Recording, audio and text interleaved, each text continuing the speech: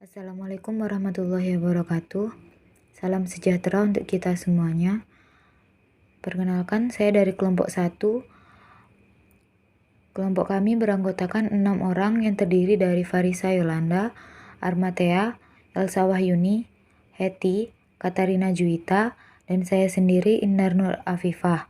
Kami akan melakukan wawancara kepada petani pembibitan tanaman hortikultura di Jalan Perdamaian, Sungai Bemban. Mari kita simak video berikut. Ya, selamat siang. Pada kesempatan ini, kelompok kami akan melakukan wawancara terkait usaha yang sedang Abang jalankan. Sebelumnya, bisa perkenalkan Abang terlebih dahulu. Oke, selamat siang juga teman-teman. Perkenalkan, nama saya Suhaimi. Saat ini saya sedang menggeluti di dunia pembibitan tanaman hortikultura. Tepatnya di Desa Pungku Kecil. Ya. Makasih Bang. Yuk, sama-sama. Saya mau nanya nih Bang, jenis tanaman yang Abang pilih ini apa saja Bang? Oh iya, kita di sini beragam jenis tanaman. Mana? Nah, kita kan mainnya di tanam hortikultura. Nah, kalau di tanaman buah-buahan kita banyak, ada jambu kristal, ada jambu air, ada lengkeng, ada alpukat, ada durian, ada mangga.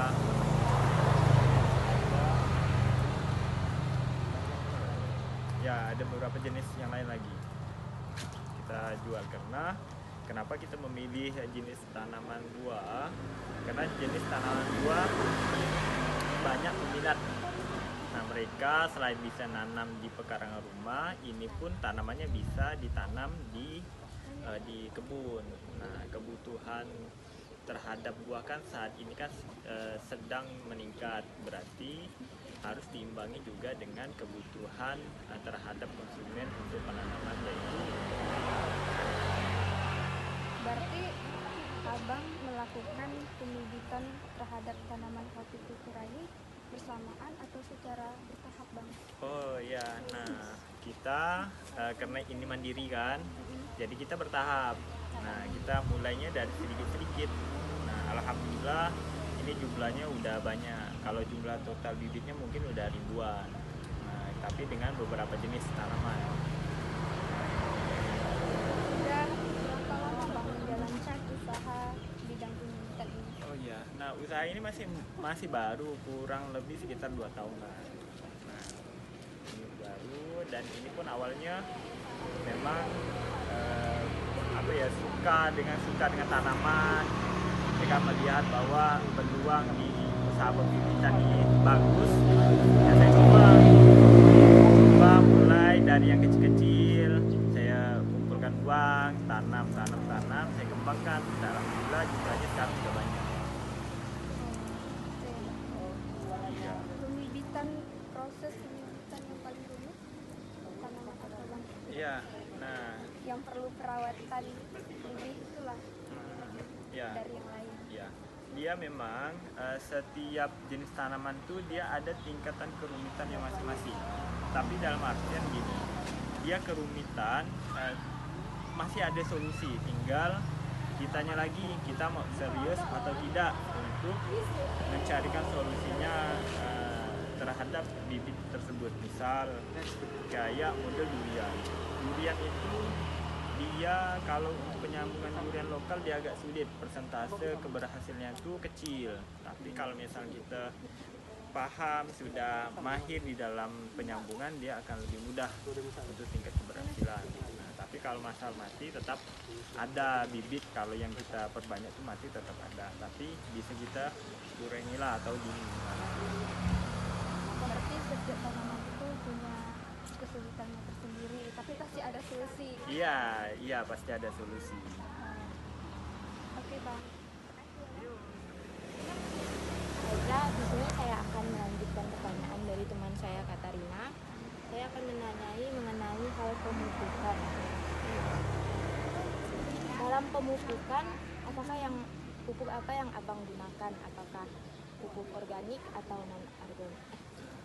Oh ya. Nah, kalau di pembibitan kita ada memang mengenal dua jenis pupuk yang kita terapkan. Yang pertama adalah ada pupuk organik dan pupuk anorganik. Kalau pupuk organik yang sering kita lakukan adalah pada saat pembuatan media tanam.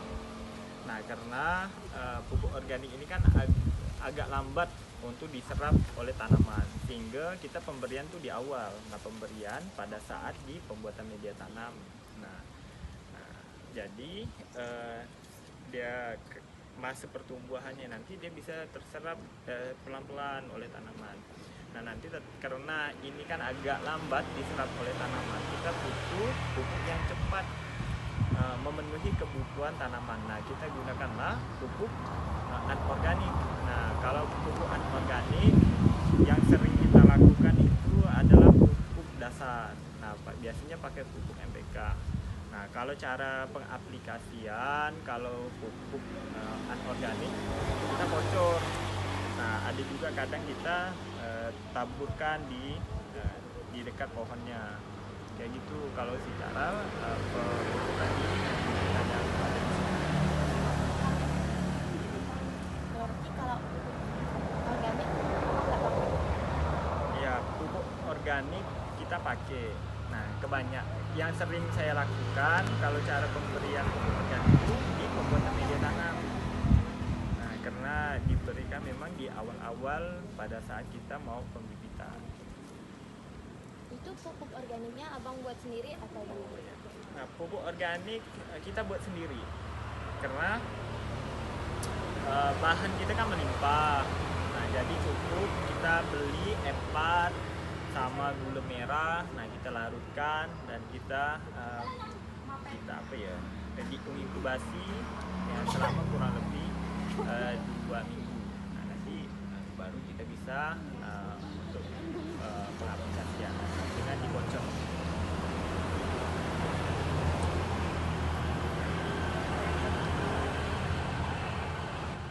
Selanjutnya kita akan menanyakan terkait permasalahan pembibitan yang dalam usaha Pak Suhaimi.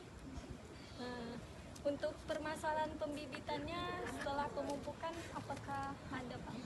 Oh ya, nah kalau permasalahan yang kita hadapi di pembibitan itu dua. Yang pertama permasalahan pada saat kita untuk mengadakan bibitnya. Misal kalau kita mau melakukan perbanyakan secara vegetatif kan, nah jadi itu kan ada dengan teknik sambung sama teknik populasi. Tentu itu harus ada batang bawah. Nah, karena kita tidak semua ada pohon induk, berarti kan kita harus cari bibit itu dari orang lain atau beli. Misal kayak model durian. Kalau durian ini kan jenis tanamannya musiman. Selagi dia tidak ada musim, berarti kita tidak bisa untuk melakukan perbanyakan secara vegetatif.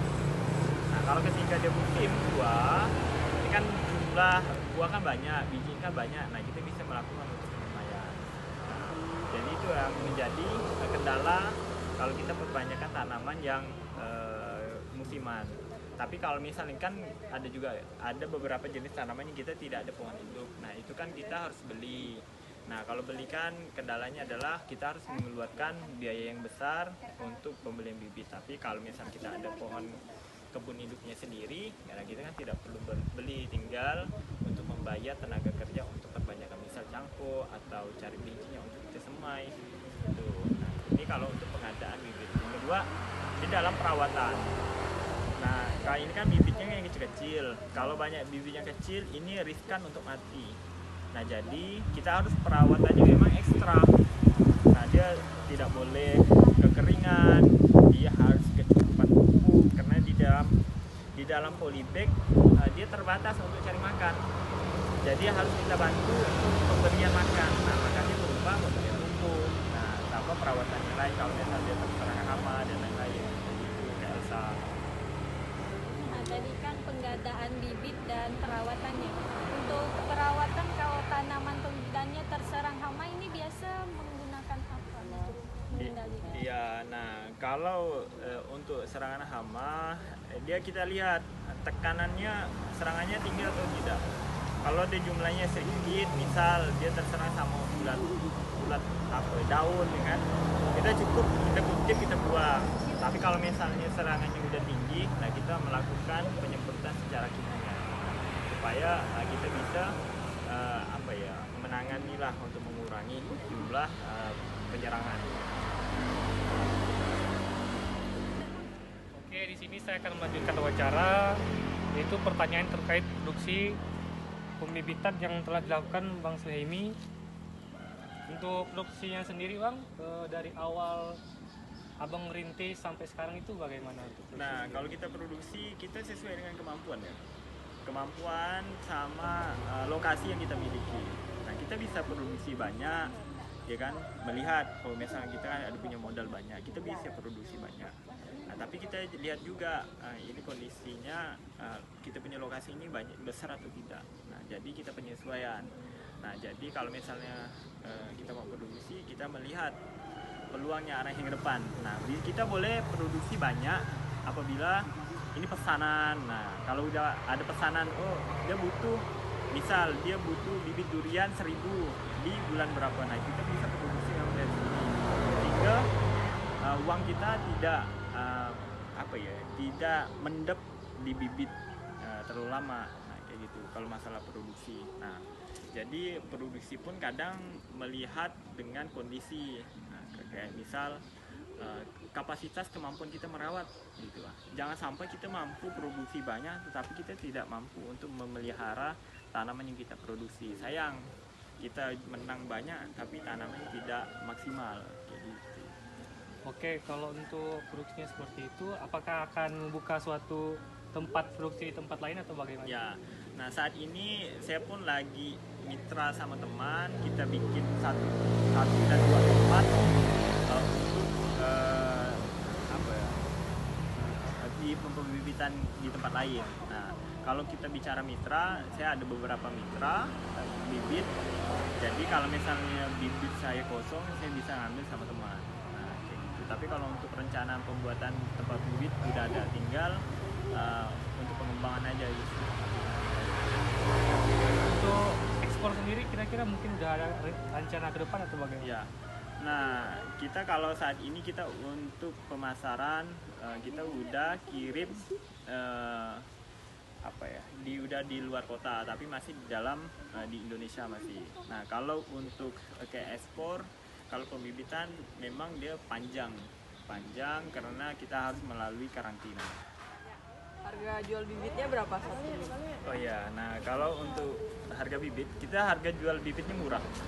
Karena kita termasuk di penangkar bibit, bukan di pedagang bibit. Jadi kita memang harga kita kasih memang harga untuk kita kasih harga reseller. Jadi kalau misalnya orang beli di tempat saya ini, dia udah bisa untuk jual lagi ke orang lain karena harganya udah murah. Nah, kalau harga untuk per item dia masing-masingnya beda, tergantung ukurannya lagi. Kalau di jambu kristal kita jual di angka 20.000. Di durian, nah itu durian kalau montong kita harganya 15.000. Kalau yang musangking kita jual 20.000. Nah, mangga 50.000. Nah, alpukat 35.000, ada yang 50.000. Nah, jeruk sambal ada juga. Nah, jadi harganya memang di bawah daripada harga konsumen. Udah seimbang belum sama pengeluaran sama itu? Kalau dia seimbang, insya Allah udah seimbang, makanya ini tetap masih bisa bertahan. Nah, mau tanya lagi nih Bang, kalau sistem jualnya itu pakai media sosial atau yang lainnya? Ya, nah kalau di teknik penjualan kita beragam. Ada kita jual kepada pedagang, jadi mereka tuh memang reseller saya, yang memang kita kasih harga memang untuk reseller. Ada juga memang konsumen yang singgah langsung, karena ini kan di tepi jalan raya, jadi konsumen yang langsung singgah di sini. Kalau di sosial media kita ada akun Instagramnya, itu dia Mitra Bibit Pontianak. Nah, di Facebooknya sama juga, di Mitra Bibit Pontianak. Bang, kan biasanya kan ada yang jual beli dari luar tuh. Nah, itu sistemnya biasanya diantar atau diambil? Ya, Nah, karena kita kan banyak pesanan di daerah luar, kita tergantung permintaan. Ada yang memang kita yang menanggung biaya untuk pengiriman, ada yang mereka langsung ngambil langsung di sini. Nah, kemarin ada yang dari Sintang, mereka langsung sini, Sanggau, dari Kalteng, mereka langsung turun ke sini, cek tanamannya, mereka langsung muat. Kalau untuk wilayah Pontianak gitu Bang? Nah, kalau dia wilayah Pontianak, ada yang datang ke sini, ada memang kita yang antar ke tempat langsung. Jadi itu sih Bang yang mau tanya. Oke.